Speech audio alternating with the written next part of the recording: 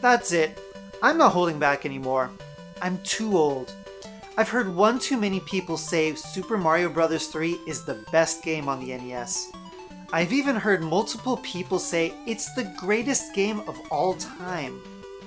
This is the story of the greatest video game ever made. Unsubscribe? Really? It just so happens that the most common first-party game on the console, the one that comes up first if you do a Google search, is the very best one?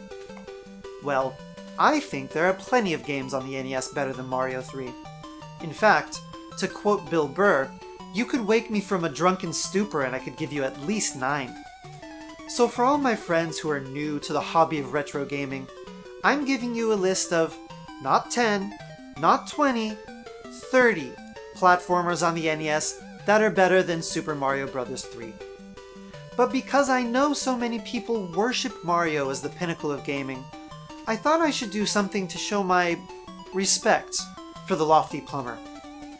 So, I have recorded the music from Rockman X without a K to use as BGM in this video. Now we got a lot to get through and I don't have a lot of time, let's do this! The first 5 spots on this list are going to 5 of the 6 Mega Man games. Which 5 is up to you. Even die-hard Mega Man fans often have that one title they just can't get on board with. For me, it's 6. Not a bad game, but a bit too color by numbers for my taste. For some people, it might be the difficulty of the first game that turns them off. Hell, if you were born yesterday, it might even be 2 or 3.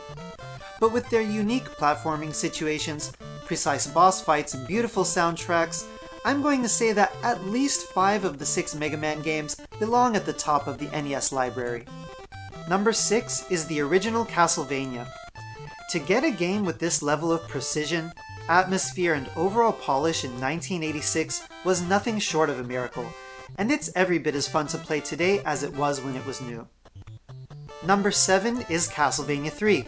That's all, no explanation needed. If you don't know what I'm talking about, go play it. Number 8 is Akumajo Special, Boku Dracula-kun.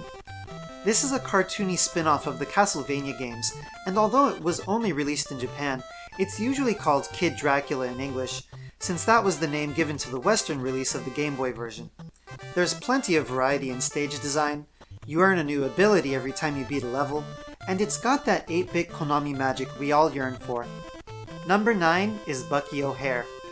If you've never played it, you might think it would be just another okay but not amazing cartoon tie-up platformer, but actually, Bucky O'Hare was directed by Masato Maegawa, the person who left Konami to establish Treasure, and it plays very much like a prototype Treasure game, which means every moment of gameplay is overflowing with creativity. Number 10 is Metal Storm, the mech platformer whose gimmick is that you can change gravity at will. With single-hit deaths, Metal Storm requires a high level of precision that won't be for everyone, but the creativity of the stages and bosses is top tier, and it's extremely rewarding to get good at. And if you really want the ultimate bragging rights, you can try to beat the second loop. Good luck with that. Number 11 is Kabuki Quantum Fighter, possibly the greatest game on the NES that didn't get the recognition it deserved when it was new.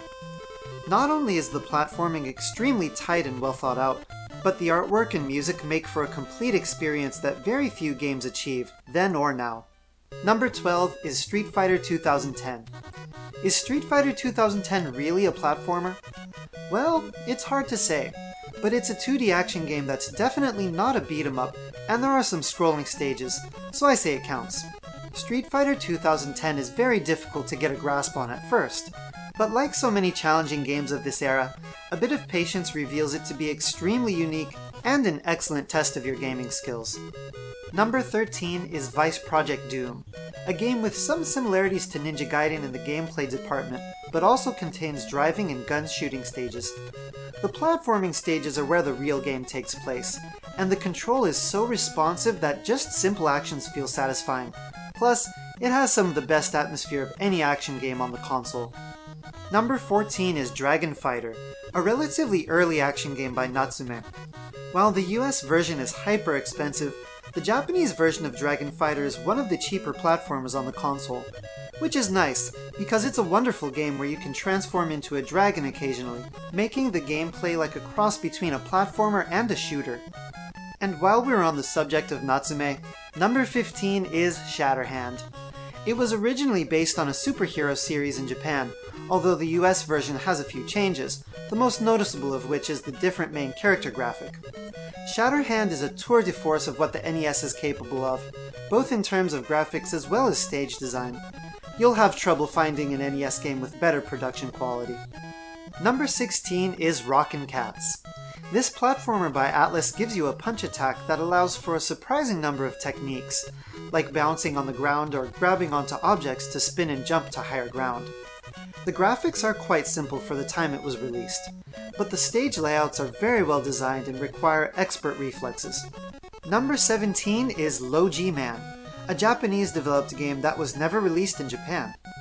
While notorious for its odd hit detection system, Low G-Man gives you several special weapons, several vehicles to ride in, the ability to jump nearly twice the screen height, and most importantly, an abstract sci-fi aesthetic that puts it in a category all its own. Number 18 is Kickmaster, yet another platformer from the makers of Low G-Man. After seeing that you can earn experience to gain new attacks as well as magic spells, you'd be forgiven for thinking Kickmaster is some sort of action-adventure, but it's actually a straightforward platformer, possibly the one with the biggest variety of attack methods on the NES.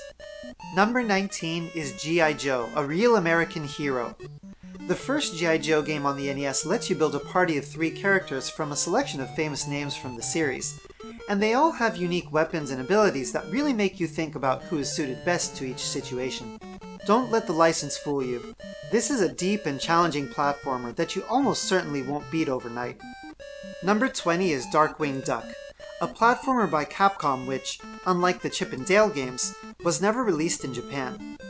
There are some clear similarities to Mega Man, which is a good thing, and the ability to grab onto certain objects in the background gives the gameplay an added dimension that makes it more than a Mega Man rehash with the Darkwing Duck characters.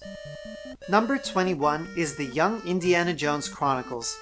This may very well be the most overlooked NES game to this day.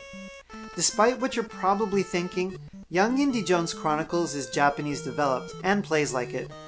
It's extremely challenging, like it will probably take several tries just to pass the first stage. But it's also fair and requires a healthy balance of reflexes and memorization to get through. Number 22 is Ninja Gaiden 2. Can't finish this list without a Ninja Gaiden game. In certain ways, the second Ninja Gaiden installment really was the peak of 8-bit gaming. It has everything. Pinpoint gameplay, huge levels, environmental hazards, amazing music, and deep cutscenes. I know many people love the first game. For me, it was difficult to accept the slower response time after growing up with the second, and in my personal opinion, Ninja Gaiden 3 was sorely lacking in level design. But the second game will always stand as one of the best on the console, and possibly the best of all time. Number 23 is Moon Crystal.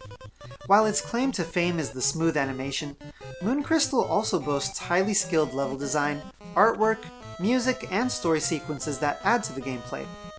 Don't be fooled by the ability to pull yourself up onto ledges into thinking it's a Prince of Persia imitator. Moon Crystal is much more responsive. It's a genuine platformer that manages to be extremely unique, despite not adding any revolutionary gimmicks. Number 24 is Gimmick, the Sunsoft masterpiece that never made its way to the US. You take control of a child's stuffed toy come to life, to save your owner from another, much meaner toy. The use of color, variety in stage design, secrets, and of course the soundtrack, which uses a special chip to produce more sounds than the NES was intended to, are all things of beauty. Number 25 is Donald Land, a McDonald's-based platformer that, again, never left Japan.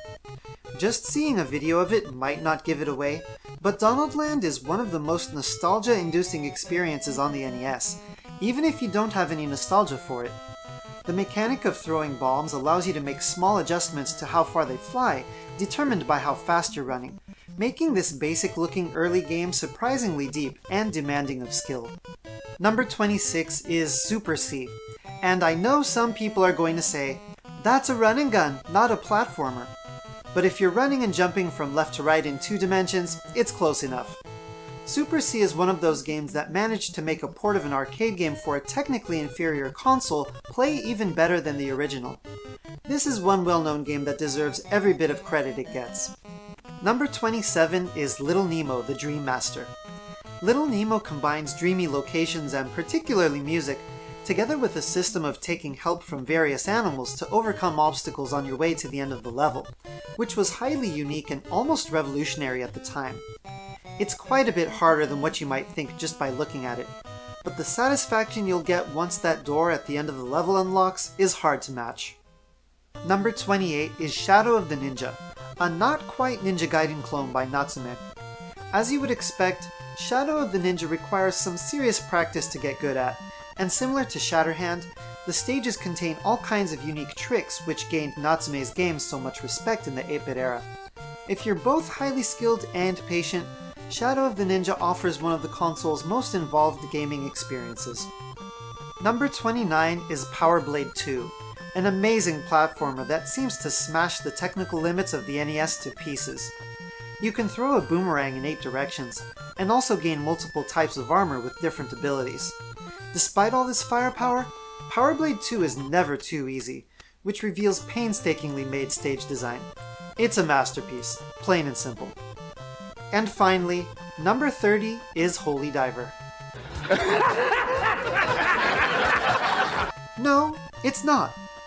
The real number 30 is Super Mario Bros. 2, or USA if you're in Japan. Mario 2, as my generation calls it, isn't actually a Mario game. It was the Western reskin of a game called Yume Kojo Doki Doki Panic. The original game featured promotional characters for a Fuji TV campaign, who were changed to the Mario cast for the Western release. Despite being released in 1987, relatively early for an NES game, the stage design is impossibly varied, providing real challenges for those brave enough to play it without using warps. I know there are people who would watch this video and think, this ultra healthy guy sure is a gatekeeping asshole. And if the sarcasm isn't apparent, I'm playing a character. I don't actually think I'm better than people who like Super Mario Bros. 3. I own Super Mario Bros. 3. Of course it's a good game. It's a solid B, but I don't think it's an A. Here's the really good news. Art, including video games, is subjective.